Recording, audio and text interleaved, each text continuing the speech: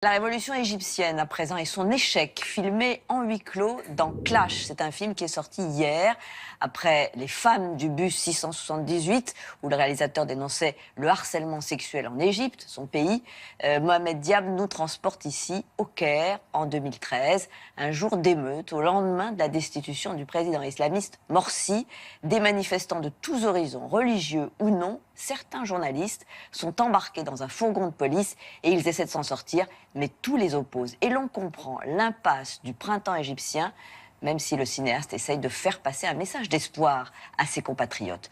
L'auteur a expliqué ses influences et comment il travaille à Alexandra Rouault. Ce dont je suis le plus fier, c'est que quand on a tourné le film il y a 6 ans, les gens pensaient que c'était exagéré. Et maintenant, depuis tout ce temps, les Égyptiens ont conscience que le harcèlement sexuel est une chose réelle. Le film a provoqué le débat. Et j'espère que Clash produira la même chose. Après Les femmes du bus 678 dénonçant le harcèlement sexuel, Mohamed Diab, réalisateur égyptien, dépeint dans Clash le conflit idéologique au lendemain de la chute de Mohamed Morsi. Avec un huis clos où pro et anti-Morsi se retrouvent enfermés dans un fourgon de police, Mohamed Diab choisit une nouvelle fois la fiction pour convoquer la réalité. Je ne suis pas un réalisateur de documentaire, moi je fais de la fiction. Et ce que j'aime dans la fiction, c'est que l'on contrôle tout. On crée ses propres personnages et on les place dans des lieux où, dans certaines situations, on peut réunir des gens qui s'opposent.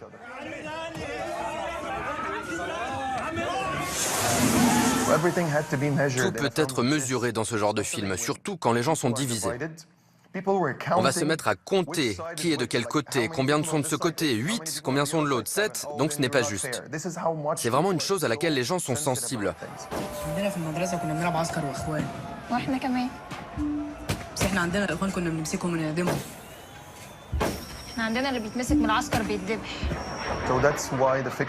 C'est pourquoi la fiction est mieux appropriée, notamment dans cette histoire, ça équilibre les choses. Nouvelle figure du cinéma égyptien, c'est pourtant loin de chez lui, aux États-Unis, que Mohamed Diab a compris l'urgence de faire des films. De retour dans son pays, le réalisateur s'impose comme un observateur critique et engagé. J'aime le réalisme, j'aime le style de certains films de Youssef Chahine. J'aime tous ces films, mais ceux qui m'ont influencé en tant que réalisateur, ce sont les plus réalistes. Il y a un autre réalisateur égyptien, Atef Al-Tayeb, et avec lui, il est toujours question de réalité. Aux États-Unis, j'adore Paul Greengrass. Mon style est très proche du sien. Paul Greengrass vient du documentaire. Ils t'ont repéré. Il faut qu'on bouge. Même quand il fait un gros film d'action, il y a toujours une part de réel. Il a changé les codes du film d'action. Il a vu des choses. Il sait des choses. S'il ne venait pas pour nous, s'il avait d'autres projets. Voilà ce que j'aime quand je fais des films. J'adore la réalité. Clash relate les événements de 2013, où l'Égypte était à feu et à sang. En 1h40, la caméra de Diab ne quitte jamais l'intérieur du fourgon. Et tourner des scènes d'émeute dans les rues du Caire était très dangereux. Le tournage de 4 semaines a nécessité d'énormes répétitions.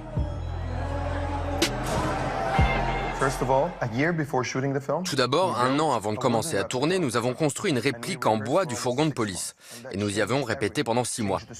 Et cela a tout changé. Ça a changé l'histoire, changé les acteurs, changé l'histoire des personnages. Certains personnages ont même été supprimés, d'autres créés. Certains ont vu leur rôle s'étoffer, d'autres s'amenuiser.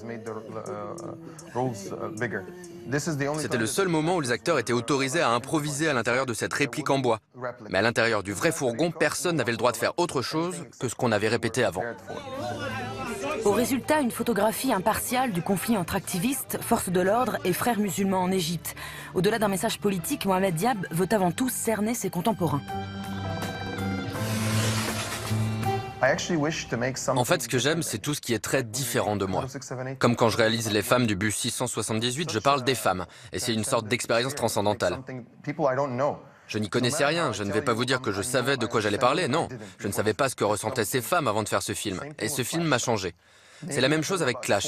Faire un film sur 40 personnes, tous très différentes de moi, ça m'a ouvert les yeux et m'a rendu plus compréhensif. Et je suis convaincu que le cinéma offre ça. Le cinéma permet ça. C'est la seule chance que nous avons dans cette vie de voir le monde à travers les yeux des autres et d'essayer de vivre leurs expériences. Clash, un film politique sorti hier en salle.